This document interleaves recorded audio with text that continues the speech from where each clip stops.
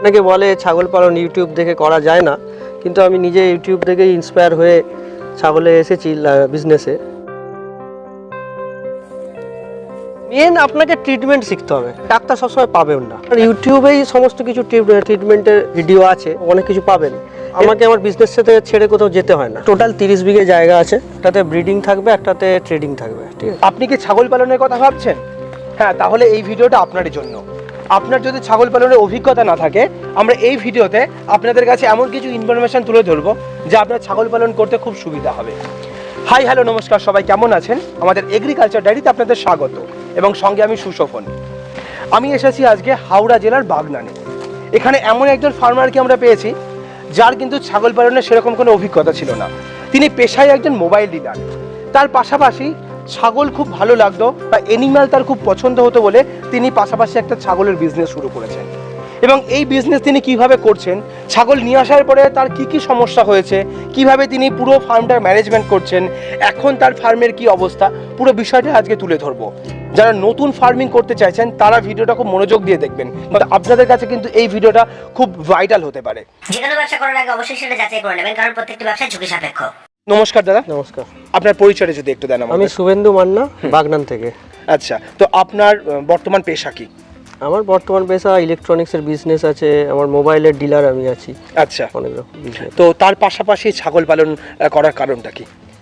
Interested, আর অ্যানিমেলসদের ভালো লাগে, interested ছিলাম। এবং অনেকে বলে ছাগল পালন ইউটিউব দেখে করা যায় না, কিন্তু আমি নিজে ইউটিউব দেখেই ইন্সপায়ার হয়ে ছাগলে এসেছি বিজনেসে। কিন্তু এখনও পর্যন্ত দেখতে পাচ্ছি না কোনো কিছু নেগেটিভ বা কিছু ভুলভাল কিছু আছে। আপনি কিভাবে করেছেন? ইউটিউব দেখে কোনো শিক্ষা ট্রেনিং না নিয়ে আপনার পদ্ধতিটা কি ছিল? ট্রেনিং বলতে এখন ধরুন ইউটিউবেই সমস্ত কিছু ট্রিটমেন্টের বিভিন্ন রকম ভিডিও আছে। আপনি সেটাকে ভালোভাবে দেখলে 10 বার করে দেখুন, তো অনেক কিছু পাবেন। এরপরেও যদি আরও ডিটেলসে আপনার জানার থাকে তো আরও ট্রেনিং সেন্টার আছে, কিন্তু আমি একটা অন্য জায়গায় শিখছি, এখন অনলাইনেই শিখছি। আচ্ছা আচ্ছা। ও আমাকে আমার বিজনেস সাথে ছেড়ে কোথাও যেতে হয় না। আপনার কাছে টোটাল এখন কতগুলো ছাগল রয়েছে? আমার কাছে 100 বাচ্চা মিলে 112টার মতো হয়ে যাবে। আচ্ছা, তো কতদিনের অভিজ্ঞতা আপনার ছাগল পালনের? আমার 7 মাসের অভিজ্ঞতা। 7 মাসে। তো প্রথমে কতগুলো নিয়ে শুরু করেছিলেন? প্রথমে 6টা, তারপর আবার 6টা, তারপর 20টা, তারপর 20টা, এরকম করে আচ্ছা কেনা হয়েছিল। প্রথমে যখন 6টা নিয়ে শুরু করলেন, ফার্স্ট এক্সপিরিয়েন্স কি ছিল? ফার্স্ট এক্সপিরিয়েন্স আমার খুবই খারাপ ছিল। ছাগল আমি হাট থেকে কিনেছিলাম, এনেছি ছাগল, আনতেই পিঁপড়ে আসে। ওদেরকে আমরা ট্রিটমেন্ট করে বিভিন্ন রকম অ্যান্টিবায়োটিক দিয়ে প্রত্যেকটা ছাগলকেই বাঁচানো হয়েছে। ঠিক আছে, 6টা ছাগল এনেছি জাস্ট এক্সপিরিয়েন্স করার জন্য, 6টাই পিপিআরে পড়েছে। তো প্রথমেই মনে হবে যে ছাগল পালন করা উচিত না, যখনই ওই পজিশন ছিল। তারপরে সবকটাকে বাঁচিয়ে আজ সবকটাই আপনি এখানে দেখবেন চড়ছে। ঠিক আছে, এখানে ছাগলগুলো অ্যাক্টিভিটি খুব ভালো এবং সুস্থ রয়েছে ছাগলগুলো। হ্যাঁ, এখানে চড়ছে সবাই। ঠিক আছে, তো প্রত্যেকটাই আমি ট্রিটমেন্ট করে আজকে দাঁড় করিয়েছি ছাগলগুলোকে। আচ্ছা, তো মেন আপনাকে ট্রিটমেন্ট শিখতে হবে, না হলে আপনি ডাক্তার দেখে আপনার সব পয়সা যাবে। ঠিক আছে, আর ডাক্তার সবসময় পাবেন না। সেই 6টা ছাগল থেকে আপনি ফার্ম শুরু করলেন। আচ্ছা, তারপরে তো ফার্মের জন্য একটা জায়গা দরকার ছিল, বড় করে ফার্ম করার জন্য, 100টা ছাগল রাখার জন্য। তো তার পরবর্তীতে কিভাবে কি করলেন সেই বিষয়গুলো একটু জানান। তো হাট থেকে যখন ছাগল আনার পর, এত হ্যারাসমেন্ট হওয়ার পর, যখন আমি ভাবলাম যে আরও ছাগল তুলতে হবে, তো কোথা থেকে তুলবো, কোনো জায়গা আশেপাশে সব খোঁজা হয়েছে, কিন্তু ভালো ব্রিডের ছাগল আমি পাইনি।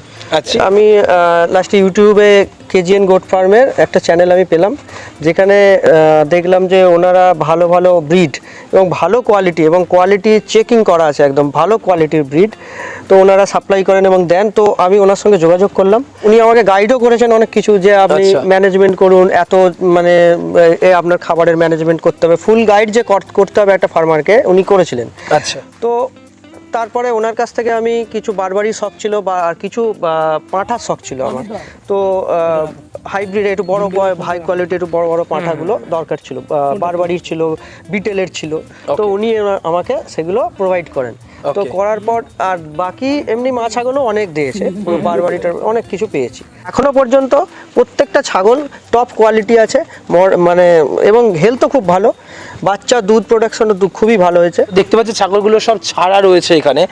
তো কিভাবে আপনি পালন করছেন এবং কতটা জায়গার উপর আপনার ফার্মটা? টোটাল 30 বিঘে জায়গা আছে। আচ্ছা, তো আরো জায়গা পেছনে আছে, সেগুলো ইউজ করা হচ্ছে না। পুকুর আছে কিছু, পুকুরগুলো বাদ দিলে 20 বিঘের মতো টোটাল ল্যান্ড আছে।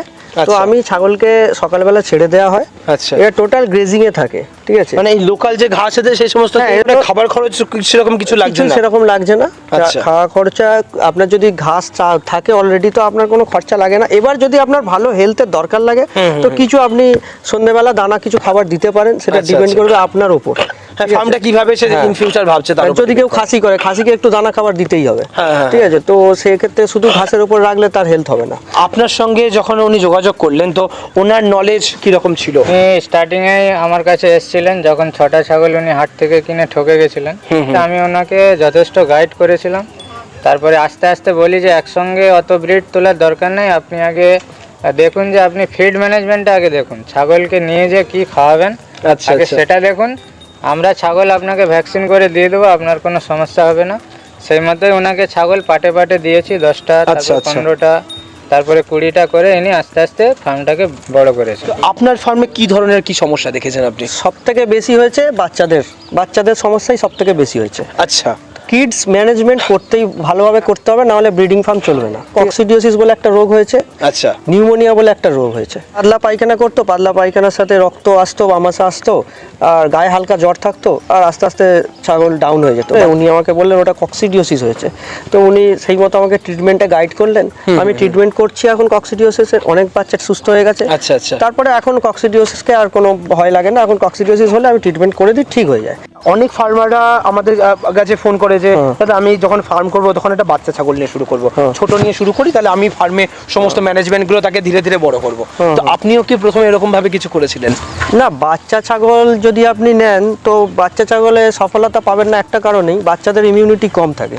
তো আপনি যখনই বাচ্চা কিছু নিয়ে আসবেন মা থেকে তাকে আলাদা করে, আপনি তাকে বাঁচাতে পারবেন না ঠিক মতো। আপনারা যখন ছাগল কাউকে সাপ্লাই করেন তো বাচ্চা ছাগলের প্রপার ভ্যাকসিন করাটা কি পসিবল হয়? বাচ্চা নিয়ে যাচ্ছে মানে নন ভ্যাকসিনেটেড, একদম আর নন ভ্যাকসিনেটেড মানে সেটা আপনার ভাইরাল ডিজিজে অ্যাটাক হবে।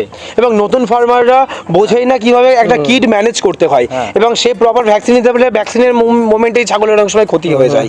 আপনি মা সমেত বাচ্চা নিয়ে যান, হ্যাঁ হ্যাঁ হ্যাঁ, ফিমেলটা যদি তার মাটা যদি ভ্যাকসিনেটেড থাকে তার দুধের মাধ্যমে তার বাচ্চাটা তার ইমিউনিটি পেতে থাকবে।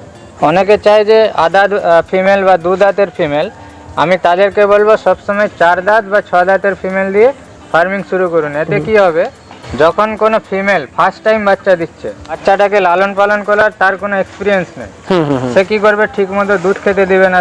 বাচ্চা যখন দুধ খেতে আসবে সে তাকে সরিয়ে দিবে, আর কতটা পরিমাণে দুধ খাওয়াতে হবে সেটাও তার নলেজে থাকে না। একদম তাই। আর যখন কোনো 4 দাঁত বা 6 দাঁতের ফিমেল নেবেন, সে অলরেডি 5-6 বার বাচ্চা দিয়ে দিয়েছে বা 4 বার বাচ্চা দিয়ে দিয়েছে, মানে তার মাথায় আছে যে আমার বাচ্চাকে কিভাবে আমি মানুষ করব। ঠিক, সেই জন্য আমরা বলি যে এজেড ফিমেল নিন, আর সেখান থেকে আপনি বাচ্চার কোয়ান্টিটিও বেশি পাবেন।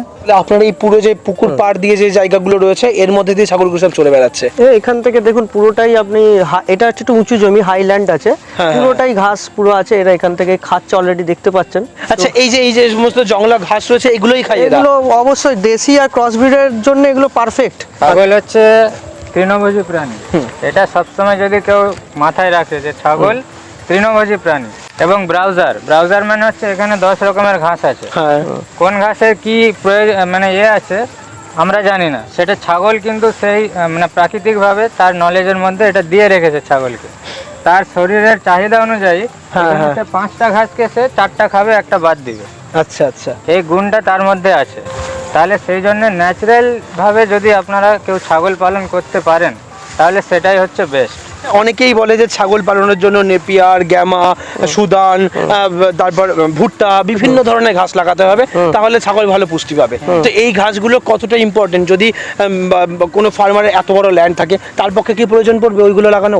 দেখুন, কোনো ফার্মারের জমিতে নিজে থেকে ঘাসই হয় না, হ্যাঁ, কিন্তু এখানে হচ্ছে, যার হচ্ছে না সে অবশ্যই লাগাবে, আর যার হচ্ছে তার লাগাবার প্রয়োজন নেই না, সবুজ খাবার দিলেই হবে।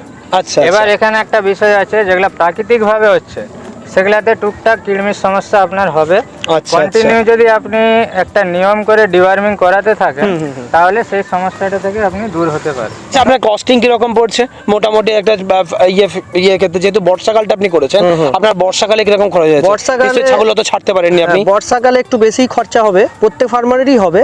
বর্ষাকালে আপনার আমার 20 টাকা 18 টাকা এরকম খাওয়া খরচা হয়েছে ছাগল প্রতি। আচ্ছা, যেটা আপনার গ্রীষ্মকালে যখন এরা খাচ্ছে এখন মাঠে, এখন মাঠে খাচ্ছে, এটা 2 টাকাও চলে আসতে পারে, 3 টাকাও চলে আসতে পারে। আমার যদি ইচ্ছা হয় সন্ধ্যেবেলা আমি ওকে কিছু দানা খাবার দিলাম, ঠিক আছে। তবে খাসি আর ব্রিডারদের জন্য একটু খরচা করতে হয় এইটাতে। আর ওখানে একটা জমিতে আমি পুরোটা ভুট্টা চাষ করব, এটাকে সাইলেজ বানানোর জন্য, ঠিক আছে। একটা বড় সমস্যা আমরা জানি, সেটা হচ্ছে ছাগলের অ্যাসিডিটির সমস্যা।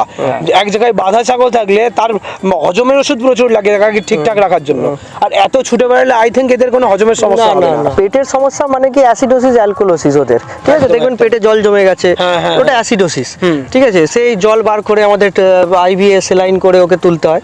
তো আমার এতদিন ছাগল পালন করছি, আমার অ্যাসিডোসিস কেস আসেনি এখনো পর্যন্ত। ইন ফিউচার আপনার ফার্ম নিয়ে কি প্ল্যান?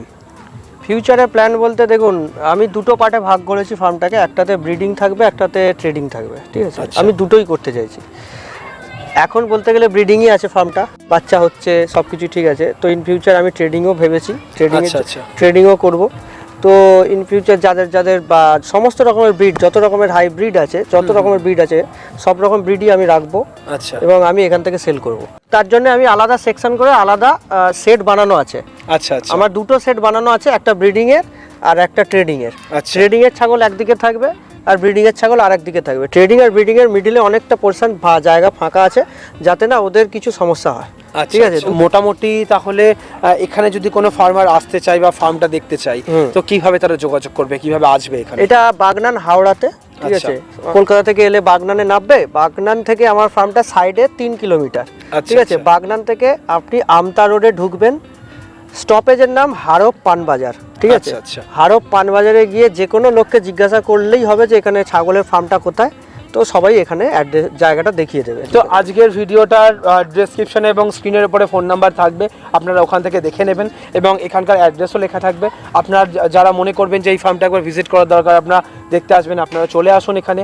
কারণ কোনো ফার্ম করার আগে অন্তত 10টা ফার্ম দেখুন বা ফার্মগুলো ভিজিট করুন, দেখুন তার ফার্মের প্ল্যান কি, সে কীভাবে করছে, তার সে কতটা সহজ পদ্ধতিতে ফার্মটা করার চেষ্টা করছে। তো এইভাবে যদি আপনারা ফার্ম করতে চান, তাহলে এরকম কিছু কিছু ফার্ম ভিজিট করুন এবং আপনারা নিজেরা দেখে একটা নিজের এক্সপিরিয়েন্স তৈরি করুন। তো আজকের ভিডিওটা কেমন লাগলো অবশ্যই আমাদের কমেন্ট করে জানাবেন, এবং পরবর্তীতে যদি এই ধরনের আরও ফার্মের ভিডিও দেখতে চান সেটাও লিখতে ভুলবেন না। সকলে ভালো থাকবেন, সুস্থ থাকবেন, বাই।